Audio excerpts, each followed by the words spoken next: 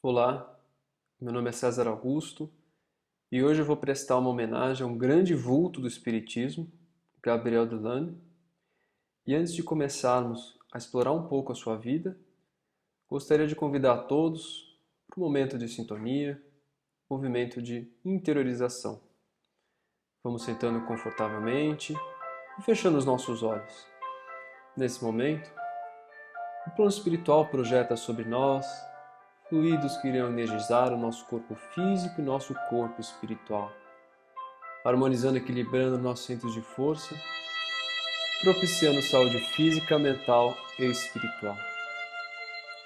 Recebamos esses fluidos e que possamos aproveitá-los para ter a força necessária em vencer os nossos desafios e a sabedoria para escolhermos os caminhos edificantes.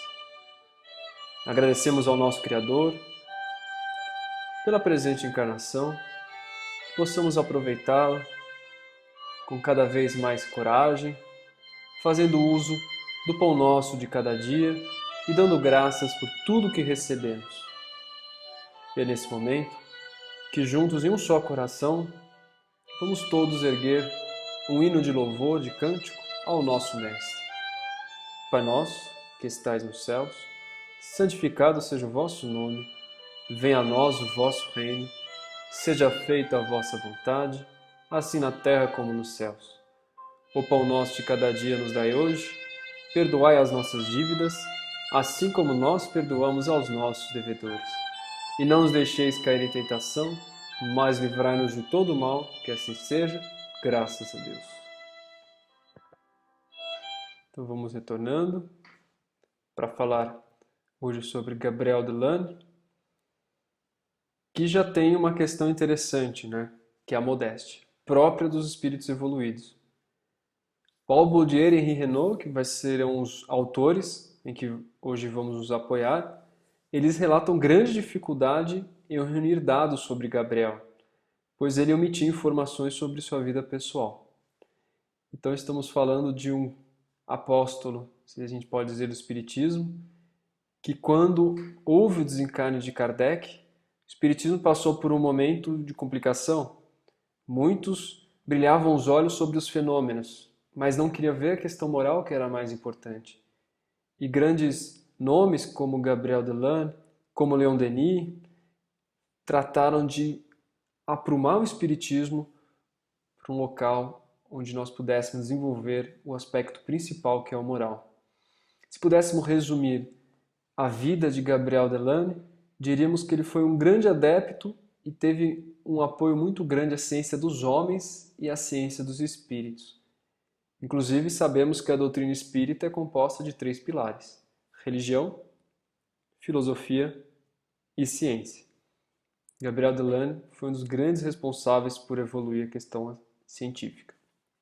Então, falando um pouco sobre as raízes dele, porque para a gente poder entender o fruto, temos que entender a raiz, já adianto que ele nasceu num berço espírita, e muito espírita. Como que aconteceu isso? Foi através de seu pai. Seu pai, que era um comerciante, tinha loja de artigos de higiene, ele descobre o espiritismo em uma de suas viagens na cidade de Caen. E foi num café que ele estava, que ele ouve uma conversa entre 2 homens, e um afirmava a existência dos espíritos, e ainda mais a comunicação entre eles. Quando ele escuta isso, seu pai, o Alexandre Delane, ele zomba deles e assume uma posição totalmente refratária. Aqueles que ouviram isso tratam ele, ao invés de estarem zangados, com muita ternura e recomenda a leitura de livros publicados pelo codificador. Alexandre fica muito intrigado com o que aconteceu, fala com sua esposa, a Maria Alexandrine, e a esposa, como sentindo algo, incentiva ele a adquirir os livros. Assim faz, e ele vai ler o Livro dos Espíritos e o Livro dos Médiuns. E aquilo vai despertar um interesse tão profundo que ele vai querer conhecer o autor, Allan Kardec. E assim ocorre. Eles vão ao encontro do Kardec, participam de uma sessão espírita e tem uma grande surpresa quando a sua esposa, Marie, ela vai ser tomada de um momento ali de impulso em que sua mão começa a mexer sozinha. Estamos falando de uma médium de movimentos mecânicos, ou seja, involuntariamente ela já queria psicografar. E isso ocorre no momento em que eles vão ler a mensagem deixada pela espiritualidade, dizendo: crede, orai e aguardai. Depois desse incidente, ele se torna um fervoroso espírita. Eles abrem um centro espírita na própria casa deles. Eles vão dizer que abrimos nossas portas e nossos corações a todos os homens de boa vontade. E Alexandre complementa: quantas mães, quantos filhos, quantos pais encontraram a esperança reconhecendo seres que eles supunham para sempre perdidos? Quantas almas corroídas pela dúvida encontraram, enfim, seu caminho de Damasco? Aqui verificamos o aspecto consolador da doutrina, que consola. E junto a isso, todo centro espírita deve ser um modelo do que é uma casa do caminho, onde o Cristo e os apóstolos nos mostraram o exemplo da caridade, o exemplo de tratar o próximo, o exemplo de curar. Tudo isso nós reproduzimos na casa do caminho. Então nós dizemos que ele nasceu numa família, né, que tinha esse berço espírita, e a sua mãe era uma grande médium. Ela psicografava em línguas que ela desconhecia, como russo, dialeto italiano, reproduzia a escrita exata dos espíritos comunicantes, e teve um fato muito curioso, que isso vai despertar inclusive a percepção do próprio Gabriel depois. Dois estrangeiros resolvem ter uma sessão particular com o casal, né, Alexandre e Marie. E aí eles iriam se convencer dessas evocações espíritas, e eles têm uma condição. A evocação deveria ser escrita num papel, para que ninguém tivesse acesso, e inclusive eles redigiram numa língua estrangeira que eles não estavam acostumados. E assim foi feito. O papel foi dobrado, foi colocado na base de uma luminária, e de repente a senhora Delane, ela pega a caneta e começa a escrever mecanicamente as seguintes frases: vocês me perguntam por que me opus durante minha vida. A publicação do livro de Charles Albert, apesar de seu talento, é que ele combatia os abusos do clero do qual eu fazia parte. Eu o lamento e sofro por isso. Orem por mim. Vosso cardeal, hoje um simples espírito, reserve um título de eminência a um mais eminente do que eu, assinado Lambroschini. Veja que riqueza dessa comunicação de um espírito que outrora era um cardeal, um dos títulos mais elevados da igreja, responsável por um grande poder, que quando se vê no plano espiritual, chega na condição de um sofredor e de um mendigo na espiritualidade. Vemos isso também no Evangelho segundo o Espiritismo, quando a rainha, né, daquela da realeza, ela imaginava que quando desencarnasse, iria ser recebida com um tapete vermelho, o que não ocorre, quando ela vê que servos dela, que ela tratava muito mal, eram muito mais evoluídos espiritualmente do que ela. Então aqui verificamos o verdadeiro sentido da palavra título, que não são os títulos que temos em vida, mas o que fazemos da nossa vida em prol do nosso próximo. E após a leitura dessa comunicação, foi revelado o pedido que eles haviam escrito, que se achava sobre a lâmpada. Acreditem se quiser, eles escreveram: pedimos ao espírito de sua eminência, o cardeal Lambroschini, que nos diga por que se opôs à publicação do livro que Charles Albert devia publicar. Então esse é o ambiente que Gabriel Delane vai nascer. Ele nasceu em 23 de março de 57, que curiosamente é o mesmo ano em que é lançado o Livro dos Espíritos, o marco do Espiritismo, e o próprio Kardec era grande amigo da família Delane. Ele visitava o pequeno Gabriel e ele dispensava mimos como se fosse um avô. Será que Kardec não sabia que Delane ia se tornar um grande propagador da sua doutrina? Inclusive Delane, em um dos seus livros, ele vai dedicar, no Fenômeno Espírita, as seguintes palavras: a alma imortal de meu venerando mestre Allan Kardec eu dedico este livro, obra de um dos seus mais obscuros, mas de seus sinceros admiradores. Aqui a gente vê o aspecto da humildade, né, da modéstia, como ele se considerava alguém extremamente simples ante ao mestre Allan Kardec. E tem diversos relatos, né, que mostram a ligação dele desde cedo com o espiritismo. Como quando ele tinha 8 anos de idade, ele acabou substituindo o pai numa sessão espírita, explicando para todos aqueles do que se tratava. Então ele já era bem familiarizado com isso. Porém, com o tempo, acompanhando todos esses fenômenos, como o fenômeno do cardeal Lambruschini e vários outros, ele acaba se interessando por estudar isso de uma maneira científica. Ele, inclusive, tem esse ímpeto de querer propagar o espiritismo com mais afinco. Momento em que ele recebe uma comunicação do plano espiritual, dizendo: nada temas, tem confiança. Jamais ser rico do ponto de vista material. Coisa alguma, porém, te faltará na vida. Olha que mensagem consoladora, né? Olhai os lírios dos campos, olhai as aves do céu, que nada nos faltará. Buscai o reino de Deus e o mais vos será dado por acréscimo. A providência divina sempre nos olhando, dando-nos o que é necessário, não aquilo que é supérfluo. Se buscássemos o que é necessário, seríamos muito mais felizes. Porque quanto mais desejamos, mais complexa se torna a felicidade. E quando fazemos o Pai Nosso, dizemos: que seja feita a vossa vontade, e não a minha vontade, que pode ser algo, muitas vezes, voltado aos meus caprichos e não aquilo que de fato permitirá a evolução da minha alma. E eis que a espiritualidade proporciona essa visão a Gabriel Delane e aquilo vai dar muita fé a ele e vai reacender essa vontade de continuar a ser um grande propagador. Na vida pessoal não temos muitos detalhes, como havia informado. Ele não se casou, no entanto ele vai adotar uma menina quando tinha 7 meses e o estado de saúde dele sempre foi muito crítico. Há relatos de que ele já era cego de um olho quando ele estava na infância devido a um abscesso e lá por volta de 1890 ele vai ter um movimento de ataxia, quando existe uma perda do controle muscular em relação aos movimentos voluntários. Então, por exemplo, no andar era muito difícil. Diziam que ele se arrastava de dores, chegou a ter que usar muletas e quando agravou a situação, cadeira de rodas.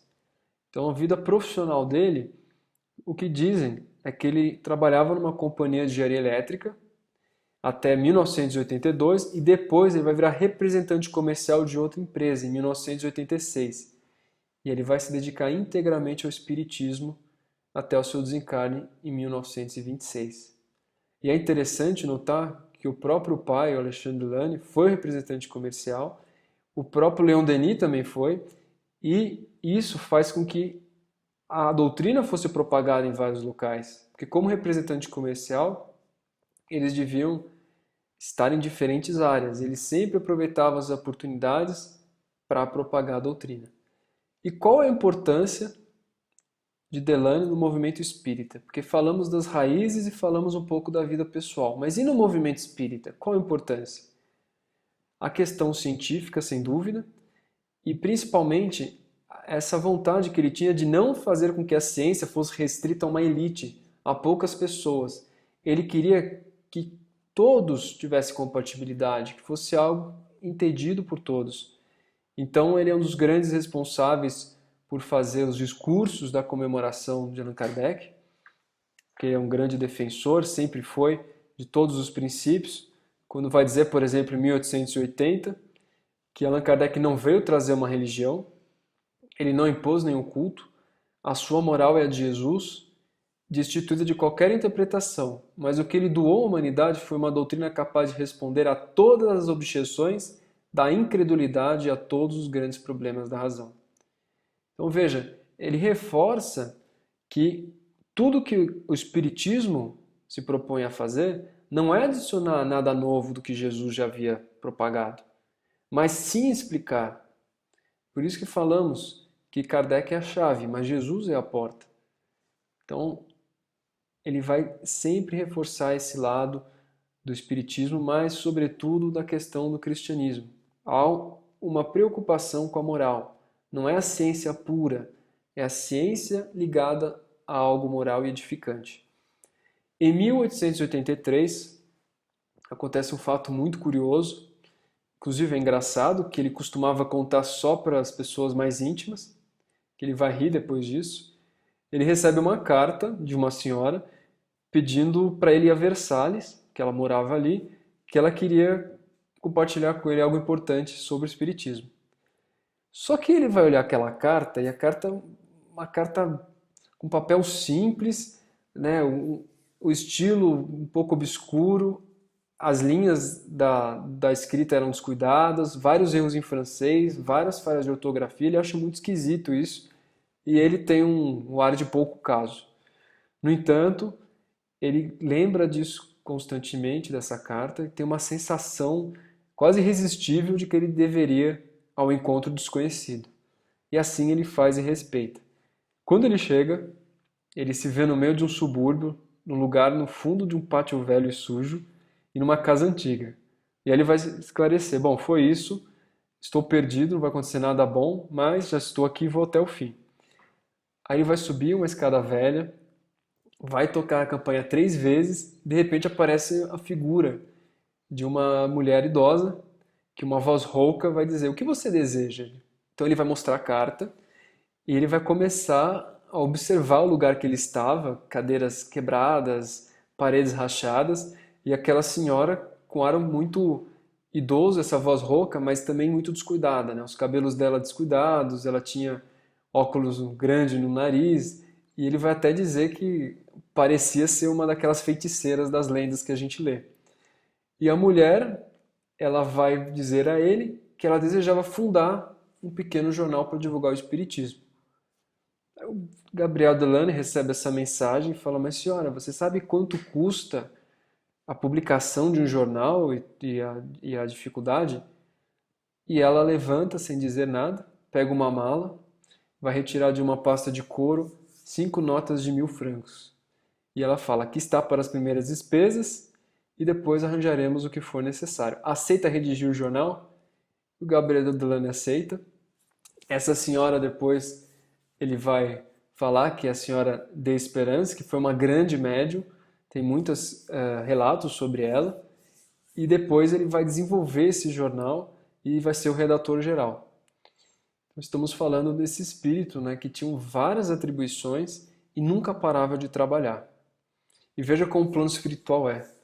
Quando ele quer levar a cabo uma missão que é importante, sempre vai se valer de seus emissários e as coisas ocorrerão de uma maneira natural, como esse exemplo nos mostra. Por isso confiemos sempre no plano maior.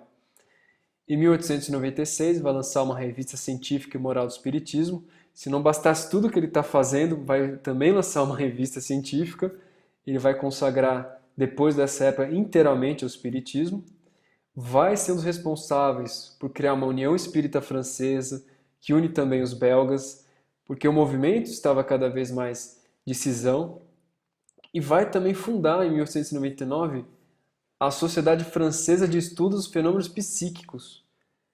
É um espírito que sempre continuou seu apostolado, e nessa sociedade francesa, apesar de não estar escrita a palavra espírita, todos que ali estavam tinham por objetivo divulgar o espiritismo e apresentá-lo sob a sua verdadeira realidade, como verdadeira doutrina de evolução útil à humanidade terrestre.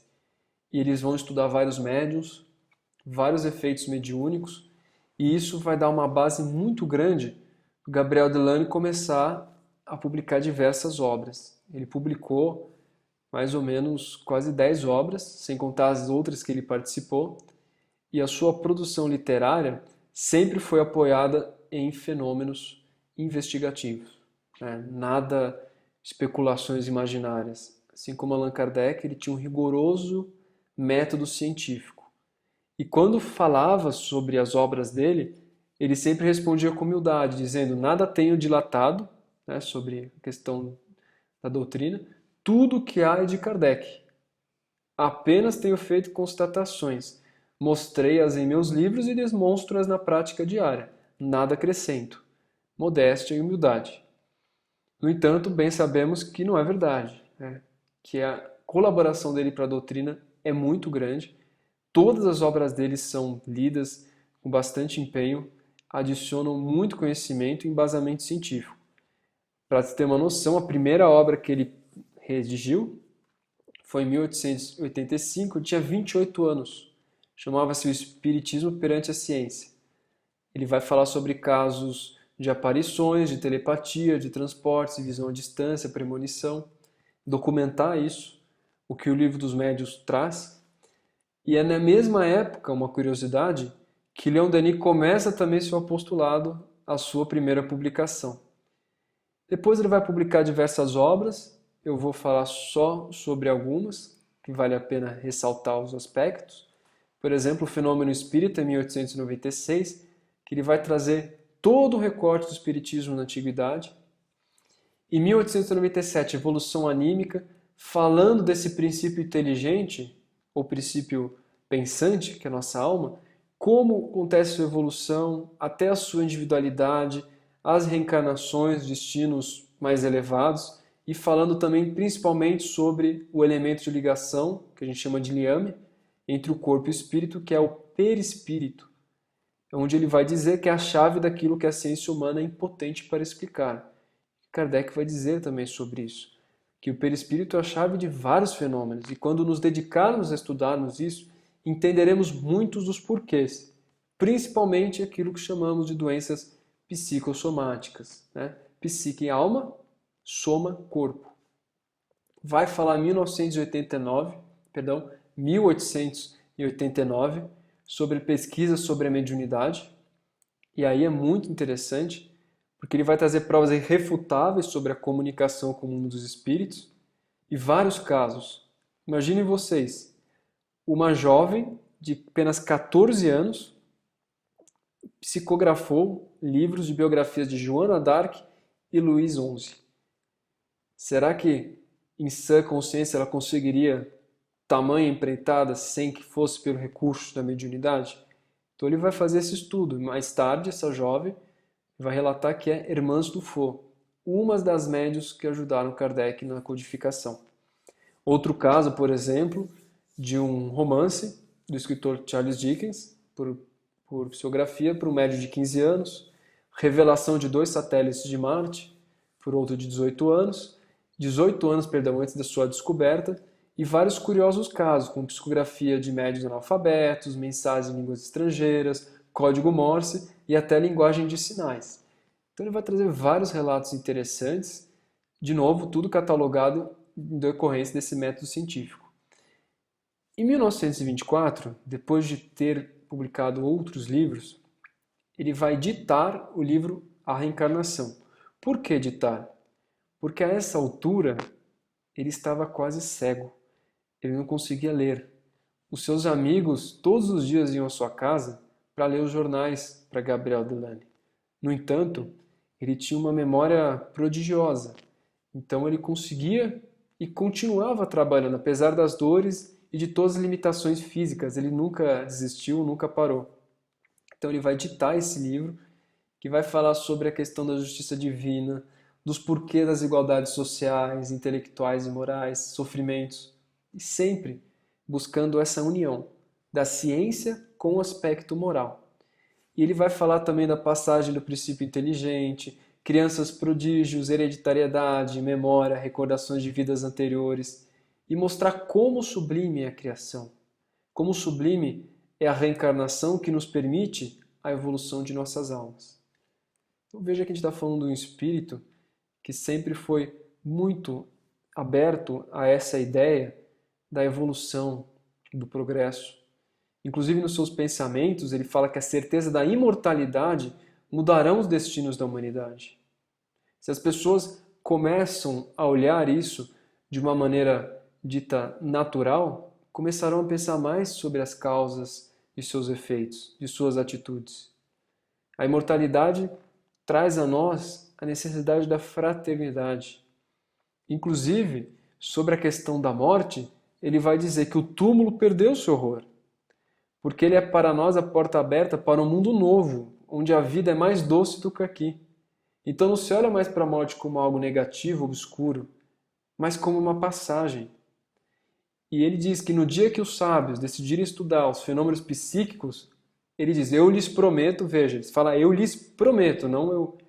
Ele fala, eu prometo algumas surpresas mostrando-lhes que as futuras descobertas tinham sido previstas pelos espíritas, de quem ignoram tão profundamente as doutrinas. E é interessante porque a gente tem vários exemplos disso nas obras complementares, André Luiz, quando já revelava as questões da glândula pineal, videoconferência e outros meios, que depois a gente começa a estudar e verificar isso, né? E já chegando ao fim dessa breve palestra, a gente vai falar sobre o desencarne de Gabriel Delany, que, como todos os grandes espíritos, foi um desencarne muito honroso. Estamos falando de um momento em que ele estava com dores insuportáveis, que estava passando por um momento muito difícil. E amigos seus relatam que todos os dias antes de dormir, ele orava, mas ele jamais pedia para não sofrer mais. Ele apenas suplicava para ter coragem necessária para suportar sem se lamentar suas constantes dores. Veja, sofrendo com dores, ele orava para pedir que ele não reclamasse, para que ele aceitasse. Como dizia também Paulo de Tarso, né? Sem murmurar, aceitar sem murmurar. Então, o quanto que isso é sublime nessas provações que a gente consegue mostrar o nosso valor, as nossas virtudes. E no dia que ele desencarnou, horas antes, ele vai conversar durante 2 horas e meia com um homem que ali estava e queria conversar com ele, que era um anarquista. Ele vai discutir com ele e acaba convencendo o homem que nem tudo no mundo era matéria e que todos nós temos uma alma imortal para evoluir. Então ele desencarna fazendo caridade e continuando o seu apostolado. Próximo das 8 horas, isso a gente está falando em 1926, ele tem um ataque, as suas pernas que já estavam quase sem vida perdem completamente a vitalidade, fica imóvel. Ele é ajudado por seus amigos e ele diz, olha, eu acho que é um sinal, provavelmente eu devo partir. O seu amigo socorre e diz, sim. Ele vai falar, mas você vai se recuperar? Ele vai falar, sim, me recuperarei, no além. E ele fala, lembre-se, meu caro amigo, que Delany não tem medo da morte. E depois, logo depois, ele vai desencarnar. Então, compartilhar o que um grande vulto do Espiritismo fez é sempre muito importante. Que a gente possa honrar toda a sua memória através de suas obras, que muito esclarecem à luz do Espiritismo, da ciência e de nossas próprias indagações. E gostaria de encerrar essa palestra com uma de suas frases, para que a gente possa sentir no nosso coração que estamos todos a caminho da luz. Estamos experiencialmente seguros de que a vida humana não é um relâmpago entre duas noites profundas, porém, uma simples etapa de nossa ascensão eterna para a luz e para o amor. E assim, muito agradecidos, vamos fazer o nosso encerramento, fechando os nossos olhos e pedindo para que tenhamos cada vez mais fé e coragem, de modo a suportar os nossos desafios pessoais. Vibremos também pela nossa humanidade, por todos os lares da Terra, por todos aqueles que sofrem as enfermidades psíquicas e morais, aqueles que sofrem também em relação às suas famílias, em relação às suas consciências, que sejam consolados. Busquemos vibrar também às casas de repouso, aos sanatórios, a todos aqueles que necessitam dessa luz divina que esclarece e que ilumina. E nesse movimento de pandemia que vivenciamos, vamos imaginar nossa Terra envolvida por uma grande luz verde em que a cura se faça presente e que irradie por todos os corpos físicos e espirituais, principalmente aqueles que mais necessitam. Vibremos também para que os nossos líderes tenham cada vez mais consciência de seus atos e possam desenvolver uma consciência de fraternidade e amor ao próximo. Por fim, vibramos ao nosso Brasil, em que enviamos as nossas energias ao nosso Anjo Ismael, responsável pelas diretrizes da Pátria do Cruzeiro. Sob a luz da bandeira Deus, Cristo e Caridade, agradecemos pela oportunidade. possamos sempre estar envolvidos e conectados com a luz de nosso Pai. E assim, só nos resta desejar e agradecer e pedir que tenhamos fé, coragem, confiança e sabedoria. Que assim seja, graças a Deus.